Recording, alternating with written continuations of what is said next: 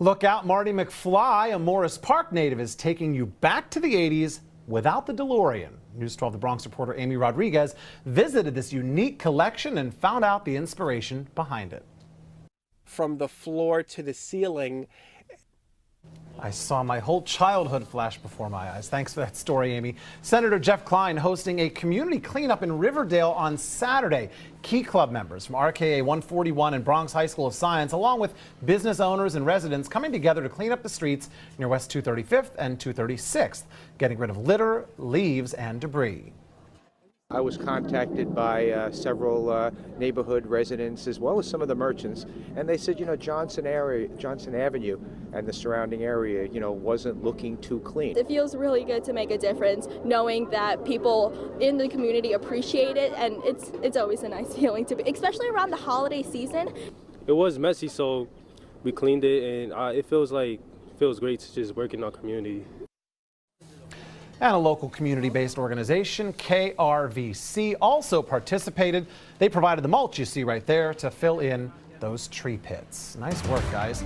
I'm Dave Roush, and you're watching News 12 The Bronx. We'll be right back with more hyper-local headlines.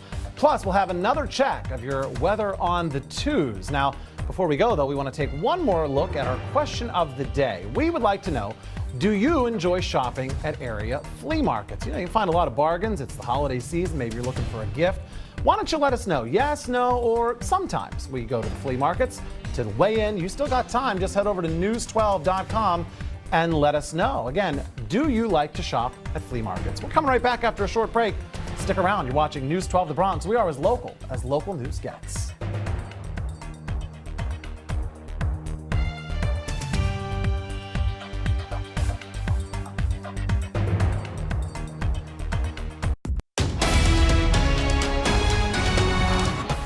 Thank you for joining us here on News 12 The Bronx. I'm Dave Roush. We begin with developing news out of Morrisania. Golden Crust founder and CEO was found dead inside his Bronx factory on Park Avenue. Company employees and police telling us 57-year-old Lowell Hawthorne was found with an apparent self-inflicted gunshot wound to the head inside the building at 3958 Park Avenue. Hawthorne built the Jamaican Beef Patty Company back in 1989 on East Gun Hill Road. Golden Crust produces more than 50 million patties a year for retail stores. And Bronx Borough President Ruben Diaz Jr. tweeting out this evening, Lowell Hawthorne was a good friend and always ready to help my office whenever we needed him. He will be sorely missed. Our thoughts and prayers are with his family, friends, and employees during this difficult time. And of course, we'll stay on top of that story. And a News 12 update to bring you now. Police telling us they've arrested a man connected to the murder of a woman in Concourse Village. Police say 48-year-old Ricardo Colon was arrested Saturday and charged with the murder of 45-year-old Veronica Fuentes. The victim, of Puerto Rican descent, was found dead in her first-floor apartment Thursday morning on Teller Avenue. Fuentes received daily health care service from an aide. When Fuentes didn't answer the door on Thursday, that aide called her mother, who had a spare key. They entered the apartment and found Fuentes' body. Neighbors and family members say she lived in that apartment with a boyfriend. Well, the Bronx man killed in Mount Vernon Friday night right outside a rehabilitation center. News 12 reporter Lisa Reyes is there with all those details. A fire in Van Nest on Saturday left one person seriously hurt. Emergency response units telling us a fire started on the 6th floor of this apartment building at 1500 Noble Avenue around 1:45 in the afternoon. People in the area tell us how grateful they were for just how quickly the FDNY got there. There was smoke coming out of the apartment, and we called the 911. I called 911. I think a couple of people called 911, and they got here pretty quickly. And hopefully everyone is safe. And ESU units at the scene tell us that one person was injured and taken to Jacoby Medical Center. No word yet as to what caused that fire. In other news, an accident-prone intersection getting a new traffic light on Saturday. The street on Bronx Park East and Waring Avenue in Allerton. This comes after calls from the community in the past asking for a stop sign or traffic light because of past accidents that have taken place there. Councilmember Richie Torres and members of the community say they've been waiting for this light for a long time. Let's just put a light and just keep everything under control. Why wait for an accident to happen? And like I always tell everyone, just safety first. Just keep the whole neighborhood safe and everybody be much happier. I mean, this is a victory for common sense, and the traffic light is a testament to the power of community activism, the power of partnering with local elected officials, and a community. The lesson here is that a community should never stop fighting for the safety of its residents, because in the end, you'll win. And a woman died in an accident at that very same intersection as recently as August. Good talking to you. And turning to news from around the country now, former Stanford University student convicted of sexually assaulting a girl behind a dumpster, now asking for an appeal. Brock Turner's lawyers are now arguing that the initial trial was filled with lies, and he's asking for a new trial to help overturn Turner's requirement to register as a sex offender. Turner's case gained national attention when Judge Aaron Persky sentenced Turner to 6 months in jail after prosecutors recommended Turner receive a 6-year sentence. Turner was released from jail after serving only 3 months.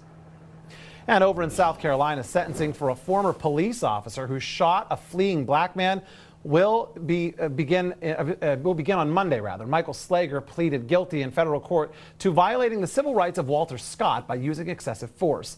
Slager pulled Scott over for a broken taillight in April 2015.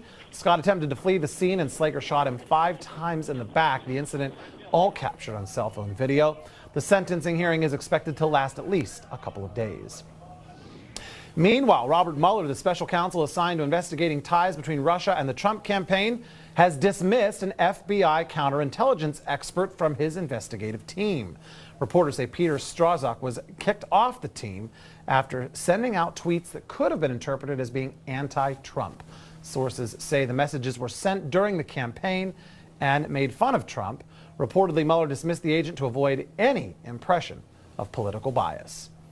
The United States Army loosening its entry requirements for recruits who may have smoked marijuana in the past. The Army is now granting more waivers to prior pot smokers as long as they understand they cannot do it again once they join. Officials say it's just one tool they're using to help expand the Army's numbers. Under 200 waivers were granted last year. This year, that number jumped to over 500.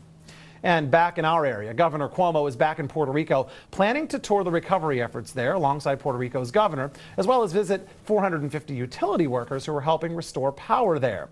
But the governor, in a news conference on Saturday, called attention to the need to rebuild Puerto Rico, a project that could cost an estimated $94 billion.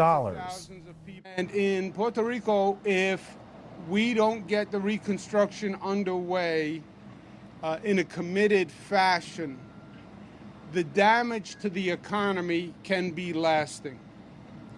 And with the number of people leaving the island, if it's not rebuilt quickly, they may never come back.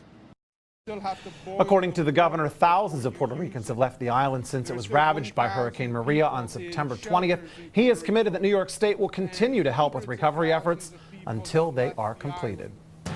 Well, you're watching News 12 The Bronx. We are as local news gets. Still ahead, we have another look at your 7-day hyper-local weather forecast. Stick right here with us, because we'll be right back. Well, President Trump says he is willing to negotiate changes to a significant part of the Senate-approved tax plan. Trump says he's considering setting the corporate tax rate at 22%. That's compared to the 20% rate in the proposal. Trump saying this on Saturday after the Senate approved a $1.5 trillion tax bill that would overhaul the nation's tax code and cut the corporate rate from 35% to 20% beginning in 2019. Meanwhile, protesters gathered outside of Cipriani Restaurant in Manhattan while the president was there on Saturday morning, chanting, holding signs, and booing when the president's motorcade drove by. The protesters were demonstrating against the tax cut, saying it's going to add to the deficit and will not benefit the working class. Thank you. My friends, you ready for a fight? Mayor de Blasio holding a rally soon after that tax plan was passed. He's been outspoken about his opposition to the bill, which he argues would raise taxes on low and middle income Americans while only benefiting the richest earners. Speaking in front of Wall Street on Saturday, the mayor pulled no punches while criticizing that bill.